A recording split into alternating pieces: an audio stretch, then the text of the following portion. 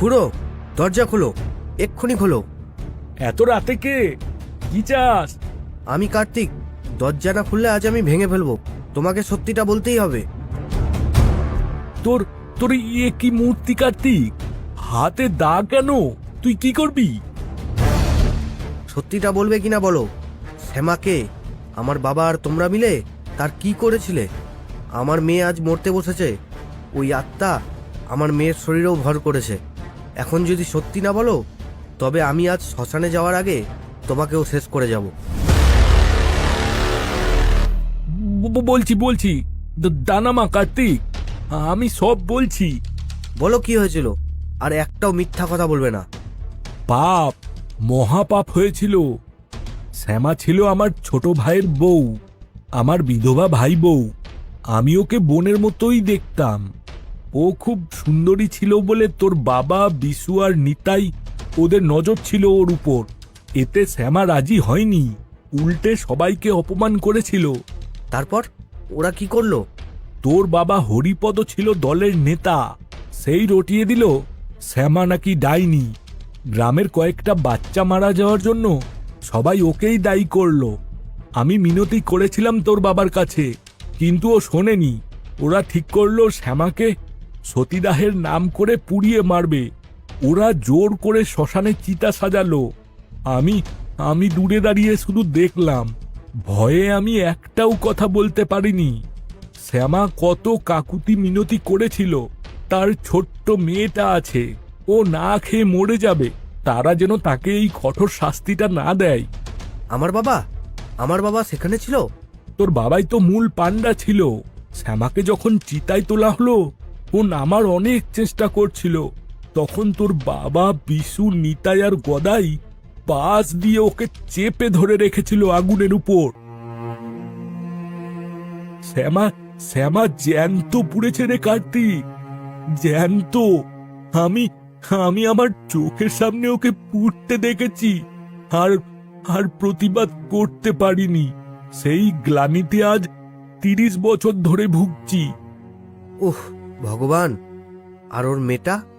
শ্যামা মরার পর ওর মেয়েটা আমার কাছেই ছিল।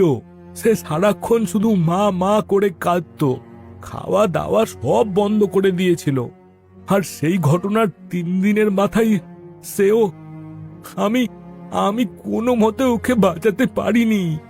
আমি আমি আমার এই নিজের ২ হাত দিয়ে ওর ওর শেষ কৃত্য সম্পন্ন করেছিলাম। তাই বিশু, নিতাই, গদাই পুড়ল, আর এখন আমার মেয়ে তুলসী? আজ সেই তিথি কার্তিক। শ্যামা আজ তোর মেয়েকে নিয়ে যাবে। তার মেয়ের মৃত্যুর শোধ সে তুলসীকে দিয়ে নেবে। তুই কিছু কর। না, তা হবে না। পাপ বাবা করেছে, আর তার প্রায়শ্চিত্ত আমি করব। তুলসীকে আমি মরতে দেব না। ও কোথায় যাচ্ছিস? শ্মশানে যাস না, ও ও ও মেরে ফেলবে। আজ মুখোমুখি কথা হবে। হয় সে আমাকে নেবে, নয়তো আমার মেয়েকে মুক্তি দেবে।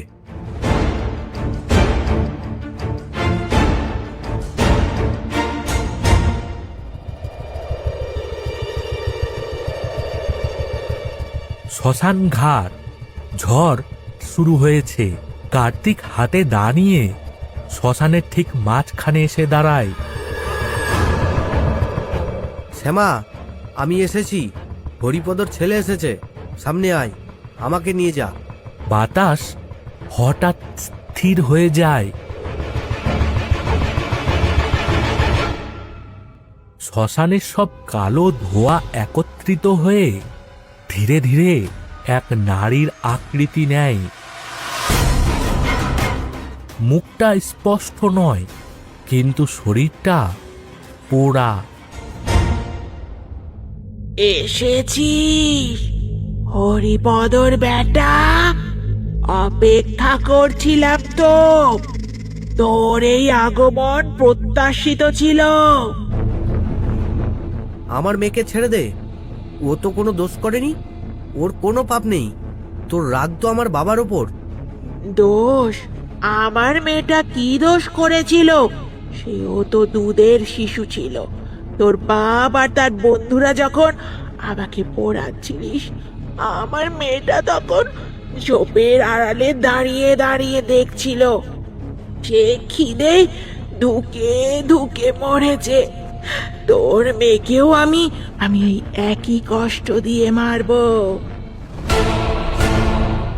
না, তুই মা হয়ে আরেকটা বাবার কোল খালি করবি? তোর কষ্টটা আমি বুঝেছি।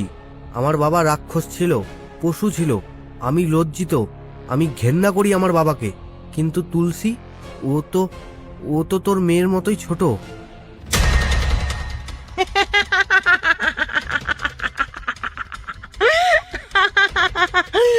মায়া মায়া দেখাচ্ছিস? রক্ত কথা বলে রে কার্তিক। তোর রক্তে ওই ওই খুনি হরিপদর বীজ। এই বংশ আমি রাখবো না, রাখবো না। বেশ, বংশ নির্বংশ করতে চাস? তবে আমাকে নে। আমি হরিপদর ছেলে। আমাকে পুড়িয়ে মার, আমাকে তিলে তিলে মার, কিন্তু আমার মেয়েকে ফিরিয়ে দে। তোর মেয়ের মৃত্যুর প্রতিশোধ আমাকে নিয়েই শান্ত কর। তুই মরতে চাস মেয়ের জন্য? এত সহজে, এত সহজে হার মেনে নিলি? এত সহজে হার মেনে নিলি? চাই, এখনই চাই। এই মুহূর্তে আমার প্রাণ নে, আর তুলসীর জ্বর সারিয়ে দে। বিনিময় কর, এটাই আমার শেষ কথা। ছায়ামূর্তিটা কিছুক্ষণ স্থির হয়ে থাকে। কার্তিকের চোখ দিয়ে জল পড়ছে। তোর বাপ আমাকে বাঁশ দিয়ে চেপে ধরেছিল যাতে আমি না পালাতে পারি। আর তুই তুই নিজে এসে ধরা দিলি। কারণ আমি বাবা, তুই মা। তুই জানিস, সন্তানের জন্য মানুষ সব করতে পারে। আমার বাবা যা পারেনি, আমি তা করছি। দয়া কর মা, আমার উপর দয়া কর। ছায়ামূর্তিটার গলার স্বর বদলে যায়। এখন সেটা আর পৈশাচিক নয়, বিষাদগ্রস্ত। তোর চোখের জলটা মিথ্যে নয়। হরিপদর রক্ত তোর গায়ে থাকতে পারে, কিন্তু মনটা তোর তা নয়। যা, তোর মেয়েকে আমি ভিক্ষা দিলাম। ঘরে ফিরে যা, যা যা যা যা। তুই আমাকে মারবি না? তুই কি আমায় মুক্তি দিলি? তোর মরণ দিয়ে আমার মেয়ের খিদে মিটবে না। আমি চেয়েছিলুম সবাই জানুক, এই গ্রাম জানুক। একটা ধামা চাপা দেয়া পাপ আমি টেনে বের করতে চেয়েছিলাম। বিশু, নিতাই, গদাই ওরা অনুতপ্ত ছিল না, কিন্তু তুই নিজে প্রাণ দিতে এলি। আমি কথা দিচ্ছি মা, তোর আর তোর মেয়ের কথা এই গ্রাম আর কোনোদিন ভুলবে না। আমি ভুলতে দেব না। আমরা প্রায়শ্চিত্ত করব। মনে রাখিস, আগুন নিভে গেলেও ছাই থাকে, ইতিহাস ভুলে গেলেও আবার ফিরে আসে। ছায়ামূর্তিটি ধীরে ধীরে শ্মশানের ঘন অন্ধকারে ডুবে যায়। নতুন সকালে এই গ্রাম প্রতিজ্ঞা করে যে অন্যায়ের বিরুদ্ধে দাঁড়ানো এক মায়ের ঋণ তারা আর কোনোদিন ভুলবে না।